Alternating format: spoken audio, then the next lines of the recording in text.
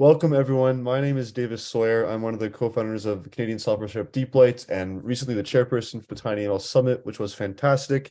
It is my great pleasure to welcome you all today to our tinyML talk on May 2nd. Title is Running and Managing Fleets of Single Board Computers at Scale. Very exciting from our speaker, Seth Clark, co-founder and head of product at Modzy. We are now going to get started here. So let's dive in. First of all, big thank you to all of our tinyML strategic partners. They honestly make this all possible, including AIZip, Analog Devices, Arduino, ARM, Edge Impulse, Compass Marketing, Greenwaves Technologies, Gravity Inc., IBM, Imagimob, Inotera, Microsoft, Noda AI, NXP, OctoML, Pollen Technology, Kixo, Qualcomm, Renesas, Schneider Electric, SensiML, Sony, Silicon Labs, ST Micro, Synaptics, Sentient, and TDK InvenSense.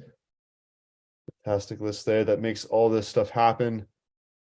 Quick reminder, if you're new to tinyML, welcome. If you're familiar, always a great reminder that we have our meetup groups, 47 groups in 39 countries, almost 15,000 members.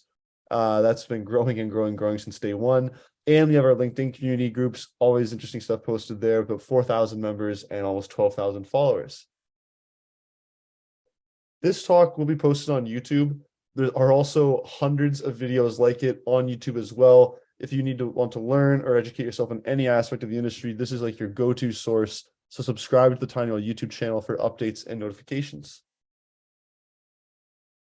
A reminder that the tinyML EMEA Innovation Forum is happening in less than 2 months, June 26th to 28th in Amsterdam.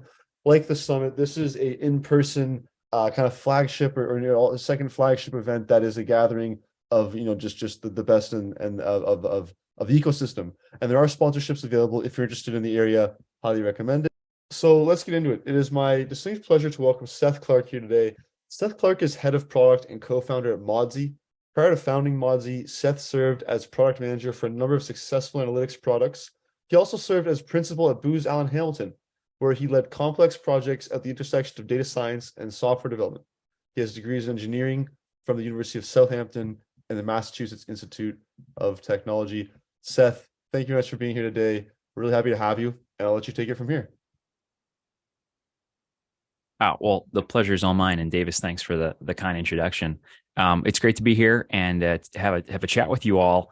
A community I've been a huge fan of, been watching from a distance for quite a long time. I think that tinyML is one of the most fun corners of the machine learning and AI world, and it's just a delight to be able to join you all and chat today a little bit about one of my favorite pieces of hardware out there, single board computers. So a little bit background about myself, why I'm here talking to you today, how I got here. It's a little bit of a roundabout path, but I studied in undergrad and actually in my master's program, high performance yacht design. I may be the only speaker who has a degree in yacht and small craft design that is given in a tinyML talk. I'm a huge fan of sailing, of sailboats, being on the water. And through that education, I stumbled onto this field of computational fluid dynamics. So as I was focused on building sailboats and rigs and designing structures for these amazingly cool boats, I had to wrestle with trying to turn very complicated math equations. One in particular, those of us in the fluid world love to use, called Navier-Stokes, trying to trick computers into solving Navier-Stokes in maybe simplified form factors. So I went from this work and desire and dream to be an engineer who designs these boats to someone who's playing around with computers, trying to trick them into doing things they weren't originally built for. And then through a series of additional changes in circumstances and new events and new opportunities and friendships made, I found myself in the world of tech consulting.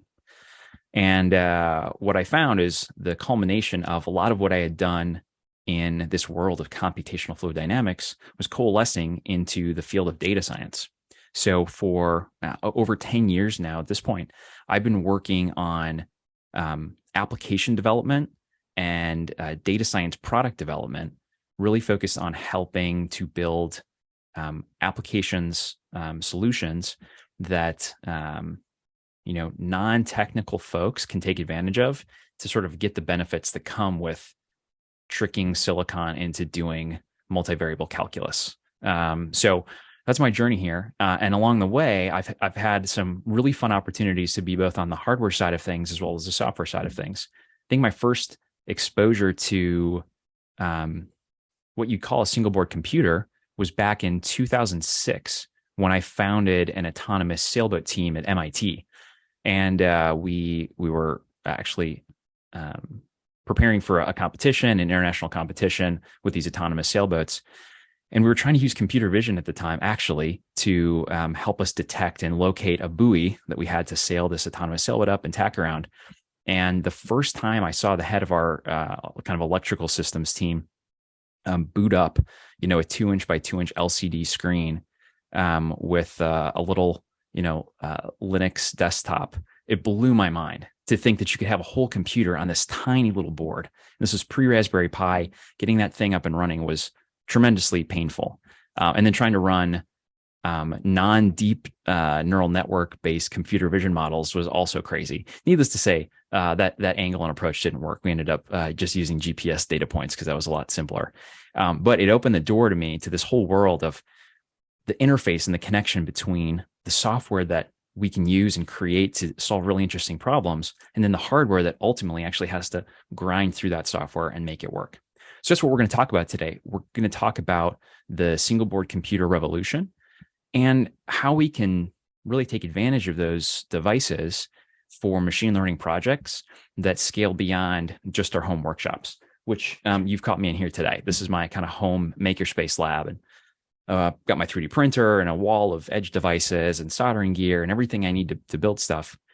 It's a great place. It's a lot of fun. But if you want to start using machine learning on single board computers in more places than one, it takes some extra work, planning, and know-how to make that happen. So let's start with the elephant in the room. This is the Raspberry Pi B version 1. This came out in 2012. And in 11 years, give or take, it's really changed the way the world looks at this phenomenon of a single board computer. Previously, and this is not the first single board computer in the world, but it's the first one to make it, I guess, kind of fun and easy to use. Most single board computers were basically just test beds for processing companies to give engineers a chance to play around with their new processor.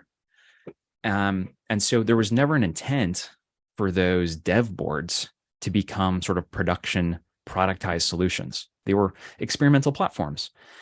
And the Raspberry Pi, I think, did something really brilliant and genius and realized there's a whole group of people who could enjoy, find value and pleasure in learning more about how computers work, getting access to a really low cost device, and being able to try using it for different problems that you wouldn't normally use a big desktop for, or certainly wouldn't want to use the cloud for.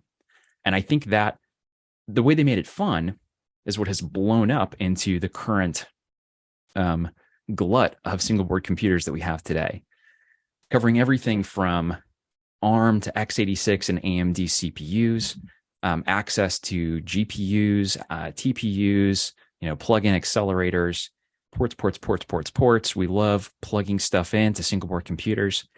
It's really transformed kind of a whole portion of the hardware industry. And these devices are really special. Why do we love them so much? Well, actually, let me go back. Some of the things SBCs are doing today, really interesting stuff that you can do on these small devices. So I just found 3 projects that I thought were particularly compelling and interesting given the space that we're all in. One is the Zero phone. This is actually a couple years old, but someone took a Raspberry Pi Zero and with $50 in parts, mostly 3D printed parts and component stuff you can get from DigiKey or Adafruit, you can build your own phone, which I thought was just a really clever and interesting. I'm not sure if there was a problem that needed to be solved there, but fun nonetheless. Another really cool project using the Jetson Nano to do detection and classification of like bacteria and other irritants and particulates in water. And then another project, because we have to talk about ChatGPT if we're in the ML space today, of someone who built a 3D printed Clippy powered by Chat GPT that you can interact with on a Raspberry Pi 3B. So just a whole range of different things we can do with these devices because they pack a lot of processing power into a pretty small footprint, and we can actually have them around our homes, around our spaces, in our physical environment, which is, I think, kind of a fun antidote to everything is getting eaten by the cloud mindset that we see in a lot of the industry. Now, why are SBCs so great? Well, I think the number one thing about them is that you can just plug a lot of stuff into them. I look at this board and I just see lots of places to add fun stuff. General purpose input output pins give you a whole plethora of different types of sensors, input output controllers, motor controllers that you can control and interact with and read from and write to from this one computer. The access to an Ethernet port that you can plug into, USB ports, removable disk storage, all of that's really, really convenient for being able to quickly prototype and hack stuff together. So I think, those ports, the access to just plugging stuff in is one of the biggest reasons why SBCs are so useful and helpful. But also, they're incredibly powerful. They've gotten more and more powerful over the course of the past couple of years, as we're seeing, more and more multi-core, high-speed CPUs, huge RAM options, 16, 32 gigs of RAM is not uncommon, some of these SBCs. Because they can run an operating system and offer a GUI and let you plug into an HDMI cable into a monitor, you can use it like a whole computer. So that means the software support's also huge compared to something like a microcontroller, which if that's, kind of a new space for you, microcontrollers don't typically have an operating system. You have to interact with them in a different way. So for all these reasons, it's just a fun device to play with. It's really flexible. It has a lot of options, and it lets you try new things really fast. I think what I love most about them personally is just the wow factor of being able to hold something like this in my hand. I've got the little Raspberry Pi 3A, and it boggles my mind that this probably has about as much power as the PC I had growing up in the mid 90s. And it fits in my hand, and I can take it where I want to go, and I can tell it what I want to do. And that's really fun. And I think play and fun and experimentation is a big part of how the machine learning world has gotten to the point it is today. Now, one of the things I want to compare and contrast, because this is the tinyML tinyML community, is that microcontrollers are amazing. Microcontrollers do a lot of things really well, and they're, I think, an essential part of the ecosystem. And I think it's not a microcontroller versus SBC debate, but what I wanted to highlight is some of the reasons why single board computers are convenient for a number of different applications. One is just have access to an operating system. So being able to use all of the functions and features that come with an operating system, to be able to run any programming language you want to run, to be able to download packages and install software that other people have written. It's really convenient. It's nice. It's fast. It's nice to have an interface if you want to choose to build an application that actually has a UI on top of it. One, built-in networking, super convenient. It's really nice to plug in an Ethernet port or provide your Wi-Fi access credentials to talk to that device. Setting them up becomes a lot faster and easier. And, by comparison, microcontrollers just require a lot more dedicated, focused effort to get them to do what you want them to do. Very fast, cost efficient, all kinds of great benefits. But for general purpose use, SBCs are awesome. So as we're talking about these devices as hobby kind of devices, they've also taken on a larger and larger role within the business world, particularly industrial applications, fleet management applications. We're seeing a lot of optics companies, camera companies embedding devices like the Jetson family of modules on a chip as opposed to SBCs, but built on the same architecture, embedding those directly into their devices. Smart cities implementations are using these devices. So what was interesting is that these dev boards from the 70s to let you play around with the chip that then turned into fun hobbyist devices, thanks to the Raspberry Pi community, are now getting pulled back into the industrial community. So it's an interesting cycle of watching people explore and experiment with something and then finding the value in that and pulling that back into industry. And now we're looking at a $3 billion market for these single board computers across all these industrial spaces. So it means that while this is fun and I like playing with these, It means that there's something to be learned about how to use these in a real environment and how to use them when there's a lot of devices, a lot of sensors, a lot of locations where you need to run machine learning workloads, and you want to do it on a single board computer. Now, SBCs have a lot of value in the machine learning community in particular. Some of the benefits of doing machine learning on an SBC include the fact that you can just take advantage of all this rich software ecosystem, write and run and compile code in any language you choose. You can download all the frameworks and libraries you want. You don't have to do a lot of recompiling in a dedicated IDE. Again, plugging in peripherals that connect to the kind of model you're doing, pulling in a camera feed and passing it through a computer vision model. It's a very straightforward process. Getting access to the hardware accelerators you'd like, or plugging in, an Intel compute chip into the USB port. All of this stuff makes the process of building out computer vision applications, predictive models for, condition-based maintenance, really, really convenient. And, plug it into an HDMI cable into your monitor, you've got an app working for you. So if SBCs are great, and machine learning is obviously something we're all excited and passionate about, can you just kind of duct tape these two things together and it all works great out of the box? Well, unfortunately, it's not always quite so simple. Even for setting up a single board computer, it takes a fair amount of prep work. You have to set the device up. You have to flash the image of the operating system that you want to use. You often have to do a lot of configuration and setup to make sure it's going to start running correctly. Boot from the correct drive. You have to update a lot of software. Then you're going to have to go through the process of manually selecting the additional packages you need for your project. One of the biggest challenges is managing dependencies, especially in the machine learning world. So when you're doing machine learning applications, I can't tell you the number of times myself or teams that have worked for me have run into issues because the application that they're trying to get set up needs this really weird, complicated combination of Python versions, PyTorch versions, NumPy versions, OpenCV versions. And if you don't have version 3.2 of this and 2.5 of this and 6.7 of this, it will not work. And to also make sure that all of those are compiled and selectively chosen for the particular chipset and the, whether it's a 32 or 64-bit processor, it turns the management process into a real headache. So you get that device working once, and it's kind of like, don't breathe on it, don't touch it, don't change anything. Start the commands out in this really arcane and crazy way. And we've forgotten why you have to set this environment variable, but just do it, because if you don't do that, it's not going to work. That's workable. You can do that if you're doing a hobby type project, but that doesn't scale when you have to do this across a lot of devices. And some of the other things you want to do when you're working in machine learning is you want to be able to kind of gracefully handle internet outages.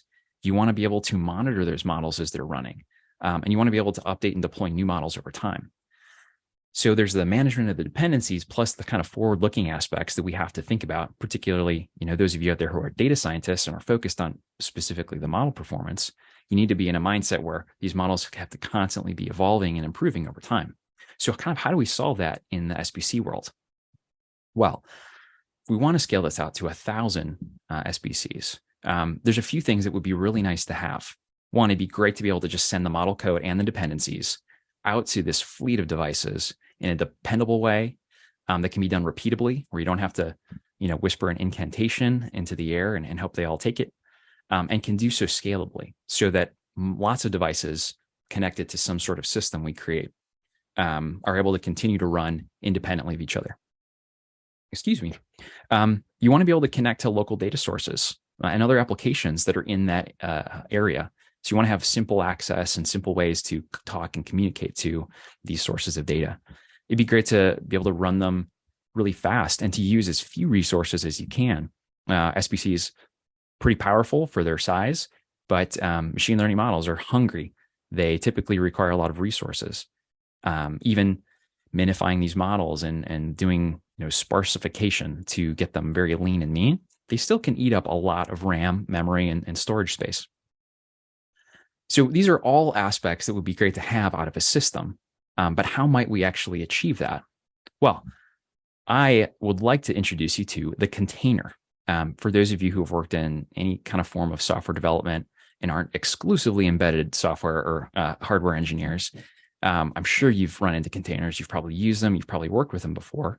But I want to just go back to kind of first principles and talk to you about why containers provide a really helpful way to abstract a lot of the frustrations and annoyances of being able to use machine learning on a billion different devices.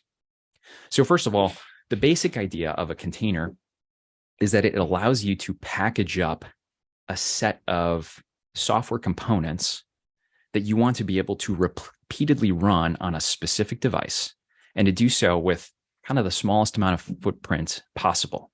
Prior to the advent of containers, the way this was done typically was with virtual machines. But with virtual machines, you have to run basically an entire simulated, emulated software environment. And so you have a host operating system on that device. In a lot of cases, that would be Linux. And then you have different guest operating systems on top of it. And those operating systems are much larger. They have a lot more footprint. There's a lot of duplication of dependencies between those different guest operating systems. So containers made that really nice. This isn't a talk on the invention of containers, but I want to kind of provide everyone with the common understanding of like the basic idea and why this can be useful for machine learning. So here's the great part. You can create a container by turning all of your machine learning code into an image. And that can include basically all the stuff you need to make sure that model will do its job every time exactly the same way. So that'll be your model code, the inference Python script that takes data and pre-processes the data, sends it through the model for generating an inference, maybe post-processes the data and puts it into a nice, elegant, clean JSON format. All of that code can be part of it. The actual model weights file, if you're using a neural network, can be part of that container. All of the dependencies, and then a simple API that lets you interact with that model. All of that's packaged up so that no matter what happens in the world, your model is going to always run because it has everything it needs inside that image. So then when you run something like Docker, a container runtime, and it turns that image and spins it up into a live running application, a live model container, you know you're gonna be good to go. Now, in the words of Brad Pitt, what's in the box? What does the inside of this container actually look like? Well, we've actually created a project I'm going to tell you about in just a second called tinyML that makes it really simple to create a model container. And this is what the inner workings of that container kind of looks like. So it typically involves a base container image. And in this case, we can see we're looking at an ARM v6, a Debian OS image. So focused on the ARM v6 chipset, and then it's going to be using Debian as the the Linux distribution that everything else is going to be built on top of. Then you can include all your dependencies, maybe Pickle, CV2, Torch, NumPy, TensorFlow, whatever dependencies your model uses, those get loaded in. You'll load in your weights file. You'll invoke some sort of script, whatever script is providing both the inference, the pre and post processing. And then you just want to have a simple API on top of that so that you can talk to that container. And so the containers that Chassis outputs has 3 routes, basically a status route, a run route, and a shutdown route. And with those routes in place, you can basically start talking to that model and treating it as its own independent entity. So this is great. We found a way to solve a lot of the problems that come with running models on these devices, which is the craziness of dependency management. Because these images, once they're created, they're immutable, which basically means you can't change them. This image just is what it is, and it will always run, given you're trying to run it on a device that it was compiled to run on. As long as you're trying to run this model on an ARM v6 chipset, it's going to do its job. Run this model on an ARM v6 chipset. Now, I mentioned Chassis. The way that Chassis works is it basically abstracts away a lot of the work that would have to be done to manually create that container image. So you can select the weights file for a model that you've trained, provide a basic amount of information that I'll show you briefly, and then it uses a service to turn all of those assets into a container image that's ready to be deployed and run anywhere. So this approach lets you have this immutable image, compiled for a specific chipset. One of the nice things that Chassis provides is optional support for GPU optimization. So if you include that, it'll support batch processing on a edge GPU like an NVIDIA Jetson device, but it'll also work just fine on a CPU. You can compile it specifically for ARM or x86 chipsets. So if you know your target and you know what you're going to want to use, you can create a container image that's built to do that job exactly as you intended it to, and to do so with pretty limited effort. So that's Chassis today. Right now, it is built as a service that runs on top of Kubernetes. There's a free instance out there you can play around with. You could also deploy your own instance on Kubernetes. As a spoiler, we're actually going to be releasing a new version of Chassis pretty shortly here that will run on your laptop. And so it'll actually do the container image creation locally. And we're planning on including some additional acceleration features. So if you want to optimize your model using OpenVINO and using the OpenVINO runtime, or to do the same thing with TensorRT for a model you want to run on a GPU, you can do all of that directly just within your notebook and get a nice optimized, lean, and light container out the other side. Now, there are a few more things that we're going to add to our shopping list to create a full system for running and managing these models across a fleet of devices. So we have a container. We're also going to need a registry, a place to store those container images. We're going to need a runtime. We'll obviously need fleets of devices. We're going to need an additional API on top of those container images that we can use to talk to those devices, that we can use to talk to the local peripherals, the cameras and sensors and other things we plug into the devices. And then we're going to actually use and introduce an event streaming provider. So the specific technologies that we use at Modzy, and I'll show you how we work with, include tinyML containers. We use Docker Hub as a container registry. Docker is the runtime. Today, we'll show you some demos with Raspberry Pi, Jetson Nano, and an Intel upboard, just to show range for support for a range of different chipsets. Modzy Core is a wrapper that we provide that has an API wrapper around these images and an SDK that makes it easy for talking to them and processing data and running inferences. And then we're using nats.io and Jetstream to handle asynchronous event communication. So all of your edge devices out in the world can talk to kind of some central hub and vice versa. Now, here's how that kind of works. And here's how we've built it out for Modzy. Within a central hub and within our product, there's an edge operations platform that you can use to basically create groups of devices and say, I want these 5 or 10 or 100 devices all grouped together. And when you do that, that means you can send it specific configuration information, run this model and this version of that model, and keep the models running 24/7 and shut these devices off at a certain time of day. That's the kind of information that you can sit at a configuration level. And then through NATs, remotely deploy those models out to edge devices. So then on the device side, what that means is that you have your model images sent over here and then provided with a model API that will allow you to write code to interact with those models really simply. That code might live on the single board computer. So you may do the live inferences right there on the device against sensor data or camera feeds. Or maybe you're actually going to write that code on another device somewhere else in the same local network. Maybe it's going to be talking to 10 or 15 different single board computers. What's great is the flexibility is there to set up and architect how you actually implement things however you'd like. The benefits of taking this approach, the single-based, container-based approach for machine learning, include a number of items. So one is that we can take this approach and use it to support all the combinations of chipsets and number of bits that your devices use to cover everything from ARM to x86 and AMD, because you can basically just swap out the base image in that container stack that we showed before, and it'll work on that particular device. So you might make 3, 5, 6 copies of a model just with a different base image so that you know it's going to run on the specific device that you have in mind. It's got built-in support for GPUs that you can turn on and off optionally. Again, the missing dependencies thing can be a killer. You don't have to worry about that with this approach. Now, network connectivity is only needed right up front in order to connect the devices and to create kind of a bidirectional link and then to download the models. After that, the model can keep doing its job even if you completely lose internet access. This supports model monitoring because the models can basically post updates, drift metrics, status details, error messages through Jetstream back through NATs. So you can kind of get a live connection and keep track of how your models are doing in the real world across all these locations.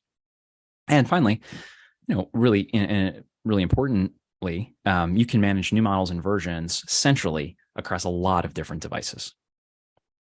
So let's go and switch over to some examples of what this actually looks like in practice. So I'm going to jump over to Modzy and just show you what this can look like. So our product basically lets you take container images that you've created, model images, and then deploy them and run them wherever you like. We support this in the cloud as well, but today we really want to focus on how you can use this approach and this kind of architecture style to run models on a lot of devices. So once you've created a container image, you can deploy that, and that gets added to a model library. You can think of this as kind of the front page of a container registry. So one of the models we're going to look at is a defect detection model written in YOLO, and it essentially looks at gears and identifies a couple of defects. If those gears are missing teeth, if they have scratches or puncture marks in them. And what we see here is this particular model is compiled for ARM devices. We can see some information generally about how this model was trained, its intended use, model card type specifics. And then once this model is live and running, it's going to have its own API that you can then interact with that model. So all of this is sort of self-contained within this container image. And then you'll be able to go ahead and actually run this model on one or more devices across your fleet. Now, about creating those containers, which I mentioned before, Chassis provides some really helpful how-to guides for doing this in a lot of different frameworks. But the basic idea is that you provide, the dependencies that are going to be a part of your model, include those at the top of a Jupyter notebook, load in the model that you're planning to use. You could either have this exist in your training notebook or load a model that you've already trained. And then just define a process function. And what this does is it basically defines the process through which inputs into the container image, or the running container itself, get processed so that they're ready to go into the model, maybe transformed into some sort of tensor, run through that model to generate a prediction, and then how those predictions are then returned as a structured output. With those pieces, you basically then just post all of that information to a common endpoint, and it'll take all those assets and turn it into a container image. And you can actually automatically save it right to Docker Hub if you'd like, so that that image is ready to go and ready to run on whatever device you'd like to use. Now, let's take a look at an actual example of doing this. Sorry, let me go back one step. I'm going to show you how we actually connect to a device using this approach. So we're gonna kind of use our lessons learned and our ideas to connect a new single board computer, actually an Intel upboard, and then deploy a TinyBERT Hugging Face model to that device. So here's how we're going to do this. I'm just going to create a token here, and we're going to use this to connect this device to a central hub. So I'll go ahead and copy this, and we'll have a little bit of fun time in the terminal. So here is our upboard. This is the upboard that's actually connected to my network. It's about 4 feet away from me right here. And we're going to go ahead and download and install an instance of Modzy Core. That's the executable that provides an API and an SDK that allows you to interact with your container images. And in this case, it's also what provides the connection through NATs and Jetstream back to our central instance, our central container registry. So I'm just going to go ahead and give this executable permissions to execute, and then we'll go ahead and register this device back with our central hub. So what we're doing is we're running an instance of this Modzy Core server. We're connecting it back to a specific URL, and it's preparing the model that we identified here. This is this Hugging Face model that we've identified, and we want to run on this device. So now we're logged in, we're connected, it's downloading this, it's connected to NATs, and now this model is live and running. Now, this happened really fast because I already had the container image on the device. I figured watching a model container download wouldn't be the most fun use of time. But I wanted to show you the process of how this connection actually works. So this is nice because it takes about 3 lines of code. This device is now connected back to the central hub. So if we return back to our control plane, you might call it, we can see we've got one device connected. We go ahead and click over here, we can actually see information about this device. So this is part of the Intel Upward fleet. This CPU here's got 4 cores. It does have a GPU on board. And then some other information about the operating system and chipset. And then finally, if I want to interact with this device, it's actually going to give me the instructions for how I can talk to this model and this model on this specific device found on this IP address right here. So this is the kind of information that you would want to include in a connection from your edge devices back to this central hub. The basic information so it becomes easier to keep track of which device is running which model, and then how you talk to those devices. So as you start to prepare the other application code that's going to use machine learning models as kind of part of the whole system, there's good transparency, traceability, and just access to the information so that then app developers and other engineers know how to talk to these models, as it often tends to be a multidisciplinary team. There's both data scientists, application developers, DevOps engineers, MLOps engineers, all working together to try and create an application that uses distributed computing like this.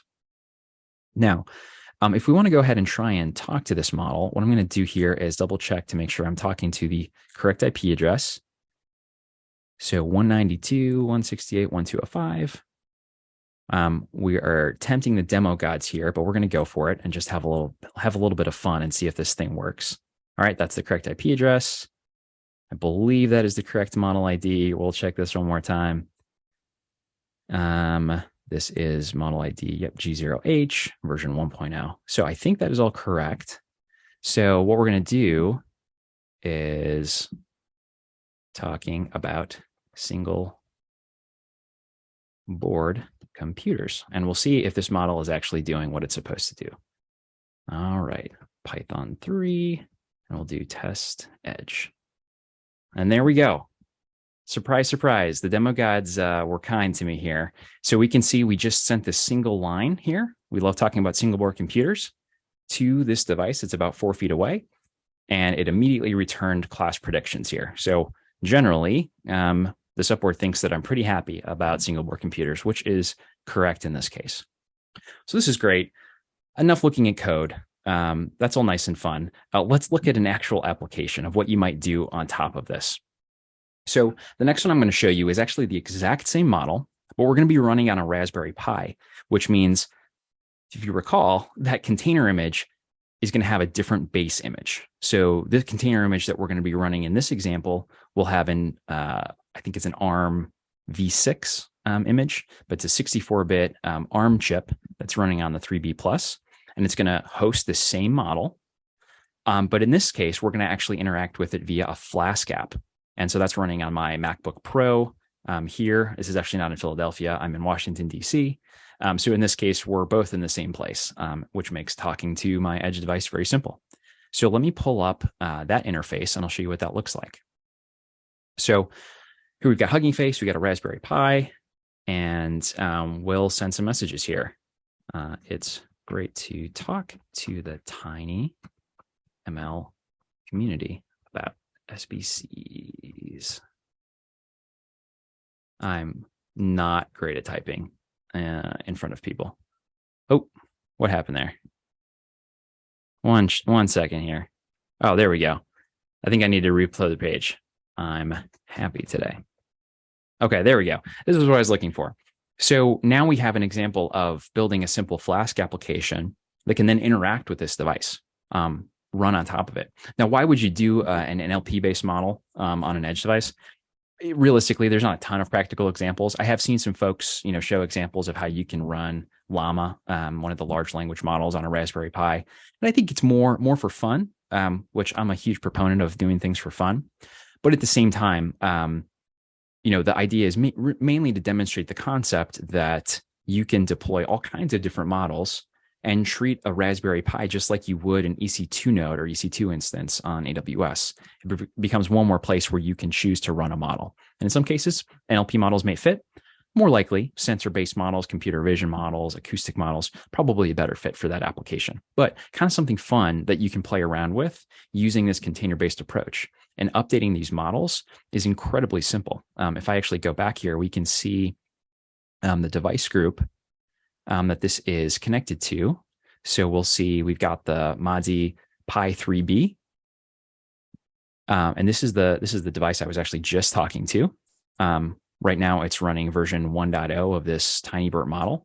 But if we want to go back to this device group that it's in, adding a new model to this device is really straightforward. So if I want to go ahead and add in this, AQI sensor, just by selecting this model, it's now sending this additional model over to the device. And if I want, I can kill my entire demo by just clicking on remove. And now it's going to remove that model from all of the devices connected to this group. So that's really nice for one device. It's amazing when you have 10, 50, 100 devices all at one spot. So that's the power of adding in not just containerization, but containerization with an event management service like NATS, or you could probably use something like Kafka as well. All right. Now, one more example that I wanted to share here, which is doing some defect detection using a GPU this time on a Jetson Nano. So we've got our ML platform, kind of our central hub. It's going to be talking to this Jetson Nano that's over here on my wall. We're running a defect detection model. It's connected to a webcam, and that is connected to, or it's looking at a homemade conveyor belt with some 3D printed gears that I made. And then we're going to take a look at that here on a live video feed right here on my laptop. So let's go ahead and take a look at that and see how that works. I'm going to come over here and we'll refresh the page. And there we go. All right, so let me turn on my little home built conveyor belt. And so now we can see a computer vision model taking advantage of the same structure and architecture. Since we're running on a GPU, we can take advantage of some GPU acceleration and batch processing to take advantage of the hardware that's there. And what we've developed with this is just a really simple application that's doing defect detection, generating some compiled images of these defects running in real time, generating event status about which of these parts are potentially damaged and need to be removed. And then we can actually see this is the live device that it's running on. Every time we see a little red flash here, that's one of those defects being detected. So this demonstration, kind of shows you how you can use this approach for different types of models. And again, the nice part about this is because everything's containerized, I can take this same image and run it on 1,000 different NVIDIA devices. In fact, it's going to work on basically any of NVIDIA's Jetson devices because they share a lot of the common libraries that are needed to make all of these drivers work. So it makes the process of scaling this out to more of a production environment really simple and straightforward and easy to sort of fix once and deploy many times. So that's the last demo I wanted to share. I did want to mention that this does work on many, many devices at once. I will turn that off so that the tiny little motor driving that thing doesn't make me go insane. But this supports lots of devices connecting to a central hub really well. It scales quite well. So if we wanted to, let's say, look at an application where maybe you want to use computer vision on a parking lot management system. So instead of using the old take a ticket, leave a ticket system, you might use computer vision to run a license plate detection model across multiple devices. Well, the great part about this is that you're taking advantage of the fact that each of these edge locations is its own independent computer, its own independent system that will continue to work on its own, regardless of what happens to the internet, regardless of issues with EC2 being DDoSed. By setting up a system where each of these nodes is independently addressable and independently executable, you've got a lot of resilience in your system. So maybe one or two of your locations might have an issue if there's a lot of network outage. By and large, your locations will have models and applications running in that space that will be able to keep running constantly. So there's a lot of risk mitigation that comes with taking an edge-centric approach to running these models across multiple locations. All right, let me just jump back to the slides really briefly. This is an example of what that architecture can look like, deploying models to, again, different parking lots and having these edge devices across multiple locations. So just a few final thoughts. Taking an edge-centric approach, using containers and using event connection systems to talk to those devices in a centralized way is just an excellent approach when you need low latency performance, when you need those models running quickly on those edge devices, secure performance, and the ability to just keep working online or offline.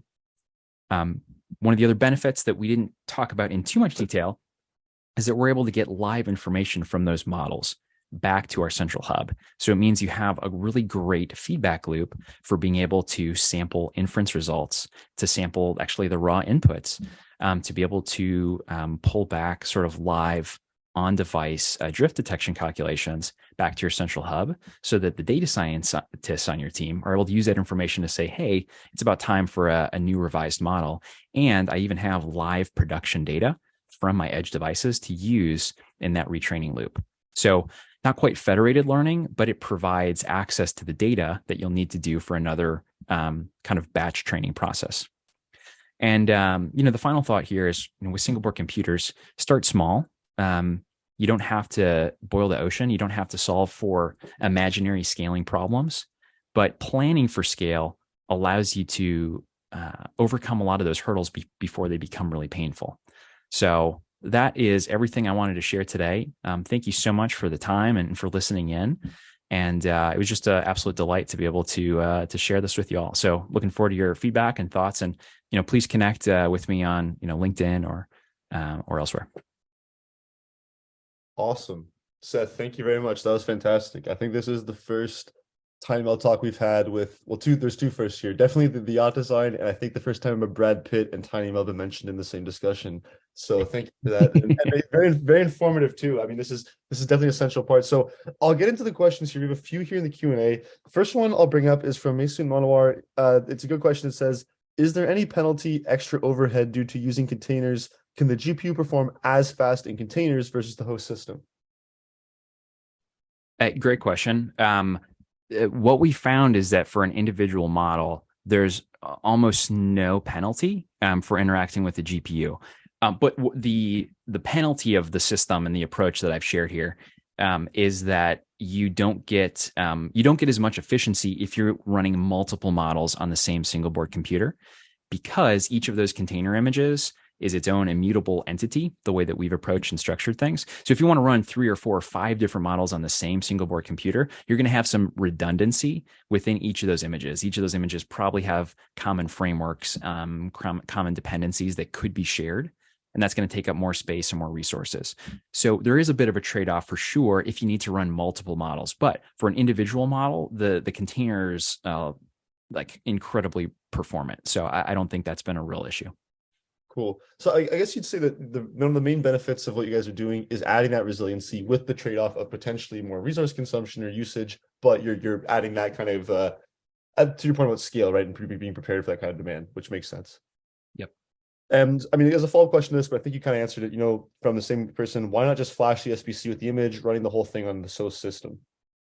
Yeah, I think a really important part about this is that, especially for industrial applications and for kind of professional environments in general, it's helpful, really valuable, and much more risk tolerant to separate out your logical functions.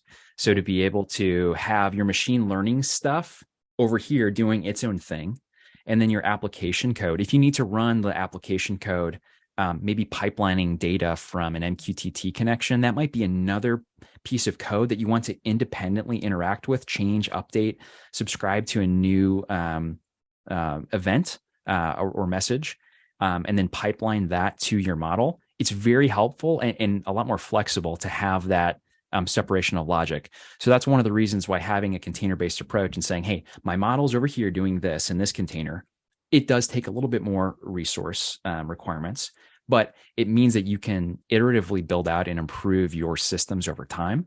And with the size, performance, and continued kind of explosion of how powerful SBCs are, there's the headroom for it. So it is a trade-off, but it's a lot more flexible. Cool, cool. Yeah, that's fantastic to know. And another question we have here from Hani Lozano, it's do you support heterogeneous CPU plus FPGA SBCs? Really good question. FPGAs are on the roadmap for chassis. We have not yet cracked that nut. So the accelerators we support are, really focused on GPUs. But we're very keen. We're very pro FPGA development, and that's something that we have planned. And I will put this out there as an offer. If any of you out there are embedded system engineers and like working with FPGAs, Chassis is always looking for contributors. So I will admit I am not an expert on working with FPGAs. So would love expertise. Cool. And maybe like this is actually a question for me as a follow-up to that. How do you guys source or plan the hardware you prioritize and run on? I mean, a bit of it is intuitive and what makes sense it's already used today, but do you work with any silicon partners directly? Is it more kind of customer driven, what you hear people wanting to use? I'm curious how you guys approach that. That's a really good question. The real answer is, so one, yes, we're partnered with both Intel and NVIDIA. We're actually part of Intel Ignite's accelerator program. So we work really closely with them and very familiar with their Edge team and the team that works on OpenVINO. So we're quite close. We're big fans of what they're doing. In a lot of cases, you can do great stuff with a CPU for a lot less money and a lot less power consumption. Same with NVIDIA. We're part of the NVIDIA Inception program. I used to run a partnership with NVIDIA in my previous consulting roles. And so we work with them and we try to make sure that we're there to support the hardware form factors that the industrial world is norming on. But we also like to have fun and play around. So I would say we also try to be aware of what the SBC community is doing generally, and make sure that we're providing support for the devices and boards that folks are using in their home makerspaces. Yeah, nice. And when you think about like the direction things are going and in the tinyML world, like I know you had TinyBit running on a Raspberry Pi, something with this. Like, what are your thoughts when it comes down to like microcontrollers or some of the ultra low power, no accelerators like Sentient or ARM Ethos U? Are we converging on a future where all this stuff is going to run on the very low end compute? Like, and I mean, I see you guys have an interesting role to play actually in managing multiple hardware targets. So, well, I'm curious what you're seeing.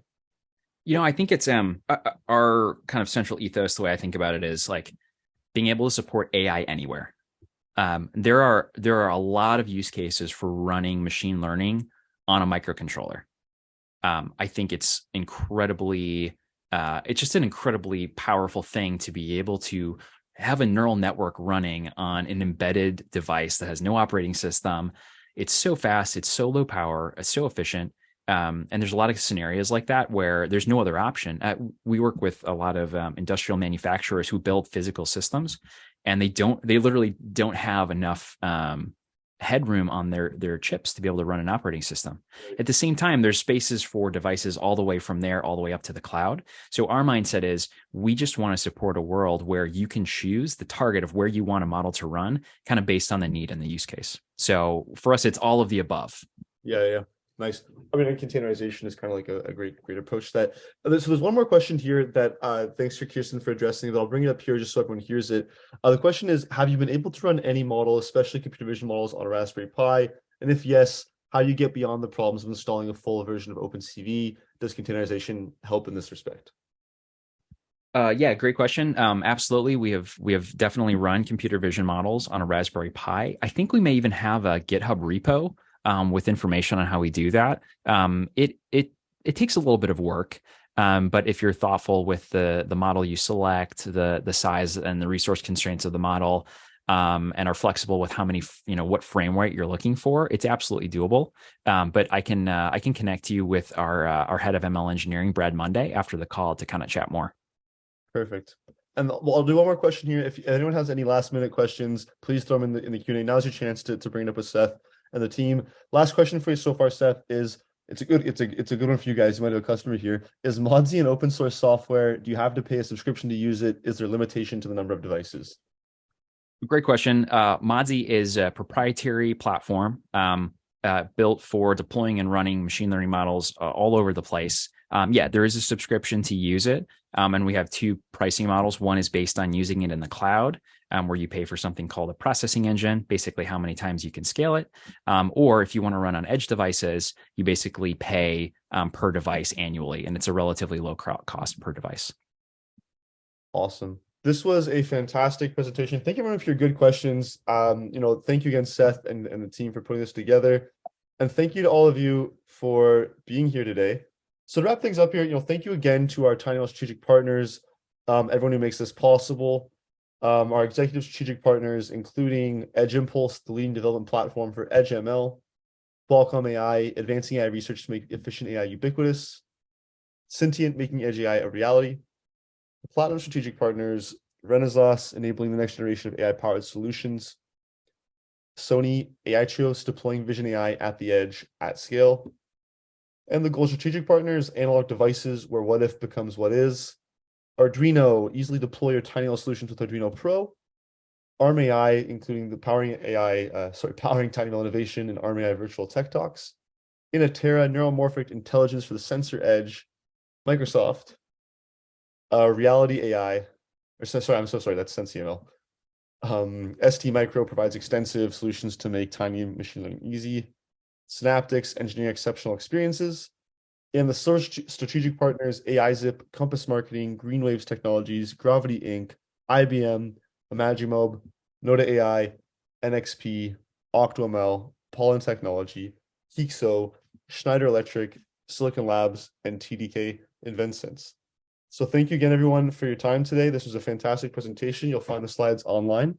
And this is officially the end of our today's tinyML talk. Thank you, everyone.